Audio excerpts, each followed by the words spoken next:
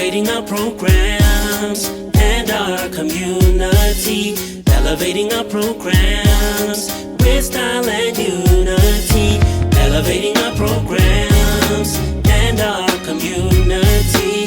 This is NBC HTV. Hello, I'm Raquel Bulford Frazier, a member of the North Broward County, Florida chapter of the Links Incorporated.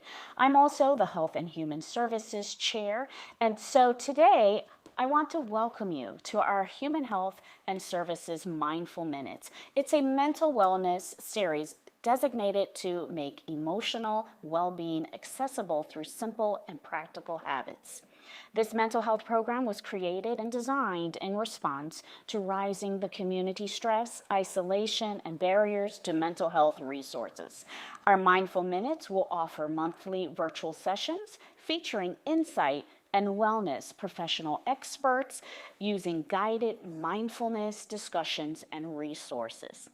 So thank you for joining us today to this important conversation. So today we're creating space and talking openly about menopause and mental health, two topics that affect millions of women, yet often misunderstood, minimalized, as well as experienced in silence.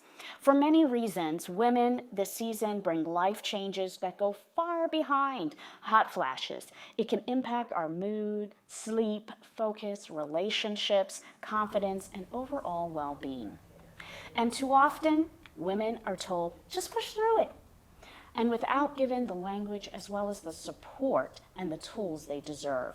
So this conversation is really about understanding what's happening to our bodies, what's happening to our minds, and releasing the shame. It's reminding women that you're not alone and they're not broken. It's about empowerment, education, and the compassion. So joining me today is Dr. Karla Lucas, a community healthcare expert, speaker, and self-care advocate. Dr. Lucas is a licensed certified nurse practitioner and a Christian counselor specializing in family health and wellness, including mental health. She has been in the healthcare field for over 20 years. She's earned many certificates and received training from notified and well-noted institutions. She has traveled on medical mission trips to many countries and enjoys helping others. Her passion is helping others care for themselves and live bigger and better. We're honored to be joined by Dr. Karla Lucas, who will help us better understand and transition as we explore all of the options and guidance navigating menopause, as well as the clarity and care and self-confidence. Thank you for joining us. Thank you for having me, Raquel. So Dr. Lucas, when it comes to hormones and brain, many women are surprised to learn that menopause is just not a physical transition, but a neurological one as well. And so hormonal changes can sometimes influence how we think, how we feel, how we process and things, as well as it's always misunderstood and sometimes minimalized.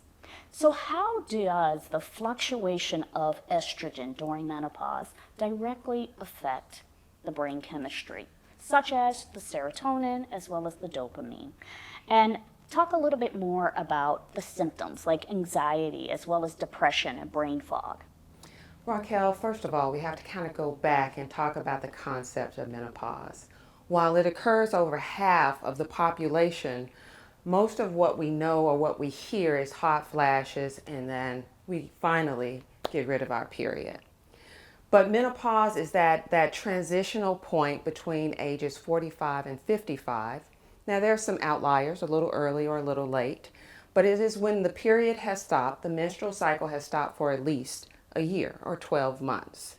Now that period that leads up to menopause is called perimenopausal. Okay. And this is when the symptoms are usually the strongest. Wow. During this period, our estrogen level and progesterone, these are our female hormones, begin to fluctuate. They go up and down, and then they go into a gradual decline. Okay. During that time, estrogen is affecting not only our reproduction, but it is also affecting our brain.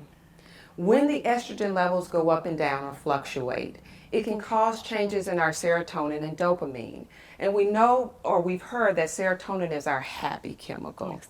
So it can affect our mood and our emotions. It can also affect our concentration. It can affect our ability to tolerate stress at different levels.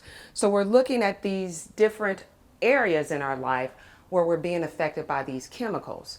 We've been told it's in our head, but it really isn't. It's a physical and chemical process that's taking place. Thank you for talking about that, especially the perimenopause, because I didn't realize that the impact and we feel it a little bit more during that state of the menopause process. So thank you for bringing that up. So let's dive a little deeper into the symptoms beyond sadness. We hear that a lot, and I have friends that say, sometimes, Raquel, I feel sad and I can't explain it. So let's talk about this, because sometimes people often think that sadness, mental health deals with sadness and tears, but sometimes during menopause it looks really, really different, and sometimes it's hard to recognize. So beyond the sadness, what are some of the lesser known mental health presentations during menopause, such as anger, irritability, loss of focus? We talked about brain fog, especially changes in libido. So if you could talk a little bit about that. So I'm going to kind of move from the physical symptoms and how those physical symptoms can create some emotional symptoms. So the physical symptoms are palpitations. And when we have palpitations or feeling that our heart is fluttering, it can cause us to have anxiety. The other thing is we have some drying of the vaginal tissue and the decrease of libido. So it can make it painful just to have sex, which makes us not want to. Then we go through and we have some mental clouding or brain fog, as some people will say. And you'll hear some women mention, I feel like I'm just losing myself. I am not myself. And when those all come together, we can have change in mood. We can feel less confident about ourselves, so that can create some more anxiety or contribute to depression. And it can have an increase in some mental health symptoms that we're already having, or we can develop some new mental health symptoms. Okay, so we're not just talking about, we can have crying spells. And crying spells don't necessarily mean we're sad. It just, the flow of tears or the flow of emotion, it can be as simple as a funny cat commercial that can prompt these things. Wow. Well, I won't feel so bad if I forget where I put my cell phone, or I go in the refrigerator and I put something in the refrigerator that doesn't belong in the refrigerator. I know it's part of the menopause. It's part of that process. It's part so of that I won't process. feel so bad for that. So thank you for talking about that. So let's talk about the impact on daily life. So these emotions, we know it has cognitive changes. We know that it doesn't mean that it's in isolation, that sometimes, real life affects us. It affects Correct. how we perform Correct. at work. It affects how we see ourselves, So how does menopause-related symptoms like insomnia, and I'm having that right now, mood changes, as well as emotional validity, impact relationships, professional life, as well as self-esteem? So if we're having problems concentrating or we're having this brain fog, it can affect our work performance. We're not able to multitask as quickly as we remember knowing how before. We're forgetting names, or we're in the middle of a conversation and we're losing our train of thought. That can also affect your self-confidence. That plays a role in not only work relationships, but personal relationships. Or we have this teenager who's also in the flux of their hormones, and we're in the flux of our hormones, and we can't see eye to eye. So that can put strain on family relationships. Absolutely. And so we begin to doubt ourselves or our abilities. And once again, that can affect our self-esteem, our ability to communicate or come off as confident as we felt we did. And we do feel like we're losing ourselves. But we don't have to lose hope, because these are transitions and fluctuations of the hormones. The fatigue can affect our ability or desire or even willingness or want to even work out. However, we need to press through, and I think we'll talk about it a little bit later, some things we can do to help ourselves through this transition. But it can affect how we deal or relate to ourselves and how we can relate to others. Awesome, awesome, awesome, awesome. So, when do we know when we want to seek help? So, most of the challenging parts of this transition is knowing what's normal and the signs of something that is a little bit more serious than normal. So, how can women distinguish between expected menopause mood changes as well as the signs of clinical depression or anxiety that require professional support? So, as we experience some differences, that may be the entryway to a conversation with a healthcare provider or a counselor as to what's going on. Okay. We normally rely on the internet to kind of give us some direction, okay. and then we seek help. Anytime you have suicidal, homicidal thoughts, you need help. But anytime that your life has been affected so much that you feel like you're not able to cope at your usual capacity, yes. This is an important time to seek help. And just sometimes awareness, some education is enough to get us going. But when we can't function the way we used to, it's affecting our ability to manage relationships on the job and off the job, in the home and personally. That's an important time to just seek help. Absolutely, absolutely. So you talked about the coping and the holistic self-care. And so once again, we want to make sure that while menopause, we're going to go through it. That's just part of our life. And that we're not suffering in silence. And so we also want to make sure that there's practical and holistic things that we're able to do as women to feel more grounded, to feel supported during this stage. So tell us a little bit about what evidence-based coping strategies such as diet, exercise, mindfulness, therapy, as well as stress reduction practices are out there. And what's the most effective for managing our mood as well as our emotional stress during this time? So you've mentioned quite a few things that are helpful. And when you speak of evidence-based, it's like, what does the research say? What does the research say that is helpful for us? So there are really three types of supports that we want to look at. One is lifestyle support. The other is psychological support, and then we have medical support. Lifestyle support is making sure you do get that exercise, making sure you have that wind down time with yourself at night to prepare for a good night's sleep. For me, it was purchasing a sleep number bed so that it had the cooling system in it to cool my body at night, so that I didn't have the ceiling fan on, the thermostat at 65, a separate fan, and then I have the bed going all at one time. So it's just making sure you have good sleep habits, making sure you have regular physical activity, make sure you're abstaining from overuse of alcohol, because sometimes we use alcohol to wind down. Yes. And that can be counterproductive to our sleep. Got it. And it can lead to addictions. And a lot of times we don't think about that. We think, oh, I'm just having a wine, oh, I had a stressful day, I need to have a wine. But that is the information that you're telling yourself, and then it becomes a loop recorder. Okay, I'm stressed, I need to drink. Oh, I can't sleep, I need to drink. So we have to kind of look at those practices and those habits that we want to stray away from.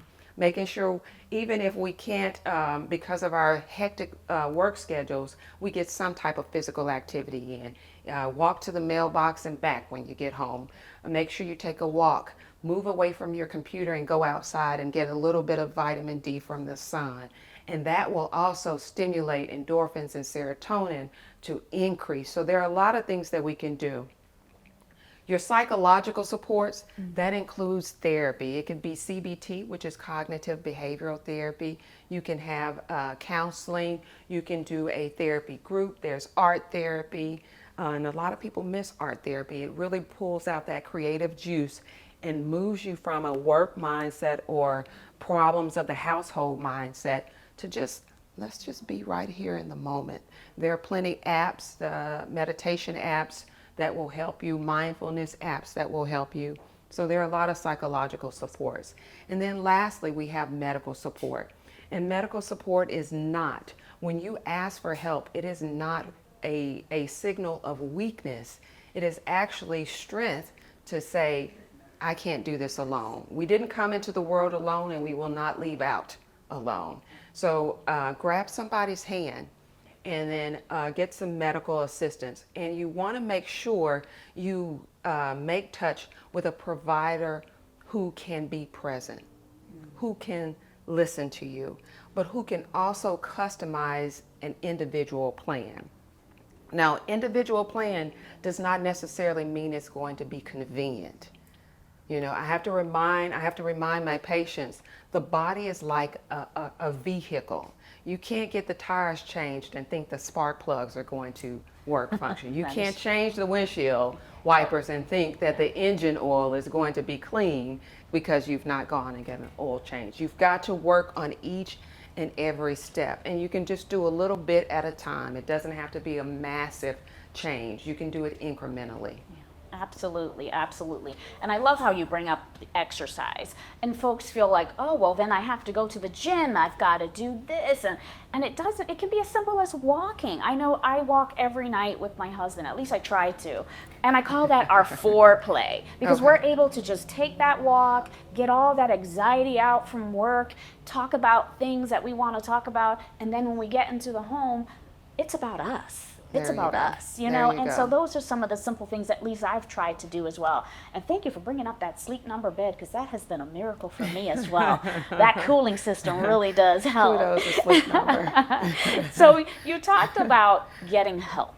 And so that transitions into my next set of questions. And so as we talk about therapy as well as emotional support, what role does therapy such as cognitive behavior as well as therapy and therapy talk, how does that play a role in menopause, especially with the techniques and emotional regulation? We as women are used to being super women and Wonder Women. And it can't be that way all the time. So CBT, cognitive behavioral therapy, and there's some other therapies that go along with it, can help reframe these sometimes unrealistic expectations. Sometimes these generational traditions that we've carried forward that no longer serve us. Sometimes it allows us to let go of trying to control everyone else in the world and only focus on what's going on with us and how we can control it or affect it. So that's the role that therapy can help you. It just helps reframe some thoughts. Awesome, awesome. So as I end my questions, and let's talk about empowerment, long-term health and support. You know, we think about menopause as not ending, but really a powerful transition. It's important to focus on that empowerment as well as prevention, as well as long-term well-being. So what steps can women take to protect their long-term mental health and their cognitive health during and after menopause? That's one part. And then what resources or support would you recommend to help them during that journey? So one thing is preparation is very, very important. Menopause, like I said, happens to half the population. Yes. So if you're female, it's going to come. Establishing those healthy routines, a good sleep pattern, well before you approach that stage is the setup for a good transition. We want to remember that menopause is a stage or a process. It is not the final destination. And so it does not have to define who we are as an individual. It doesn't have to define where we're going in the future. We get to determine what that looks like. And so I would encourage the population to be proactive instead of reactive. Got it. And remember, for those who have gone through or have not met that stage yet, we can provide a listening ear. We may not have experienced it, but just being supportive and not passing on those dismissive and judgmental language that says, hey, you know what, just force through it. It really isn't what it seems like. We don't know. So being open, finding a provider who can support you, who can hear you out, and then you want a provider who can be honest with you. Sometimes we come in when we have our checklist. This is what we have done. This is all we want to deal with. But a good provider will say, I understand this is what you want to do. You're not going to go past go unless you reach this stage. Let's make it easy for you. This is how we can make it easy, but you have to have some inconveniences along the way to get to the easy part. So you want to have good people around you who support you. You want to be able to talk openly because there's no need to suffer in silence. Yes. There's no need to suffer in silence. And then there are some resources there. You have your primary care provider, you have women's health, you have menopause specialists, you have gynecologists who specialize in menopause only. I believe Oprah Winfrey did a series on menopause, which was very insightful to hear other people's experiences, because one lady spoke about how her voice changed, and she was a singer, and it was affecting her career. It was affecting her livelihood. That affected her mood. The fatigue and having to drag up to work, it makes us rethink on our lives and evaluate where we are. And sometimes we have to pause and let everybody else be on autopilot while we care for ourselves. There's also NAMI, the National Alliance for Mental Illness. Each area has its own chapter or designated area. They offer peer support, they offer information on just mental health. So there are a couple of avenues you can go for that. PBS also has a series on menopause. It's a very insightful. Once again, it brings in people from different stages of life where you could have been 40 when you went through menopause, 50, or I've known a lady made it to 60. And so those stages look a little bit different when I'm 40 and I'm in menopause. What is this happening to me? Now I'm prematurely aging. That takes on different things because we're at different stages of life with our jobs, with our families, in our homes. So there are a vast array of resources. The material is there. Read it. Take what you need. Discard what you don't. But take some type of action. There is no need to suffer in silence. There are people here who can help you. And that's amazing. And you know, thank you for coming here and speaking with us today, because, you know, we need to make sure that folks know they're definitely not alone. So thank you, Dr. Lucas. So as we close, I want to gently remind every woman listening that menopause is not a failure of your body. It's a natural transition that deserves understanding, compassion, and support. The changes that you may be experiencing, I'm experiencing, emotional, mental, as well as physical, are real and they matter. So you are not imagining them. You're certainly not alone. Elevating our programs and our community. Elevating our programs with style and unity. Elevating our programs and our community. This is it.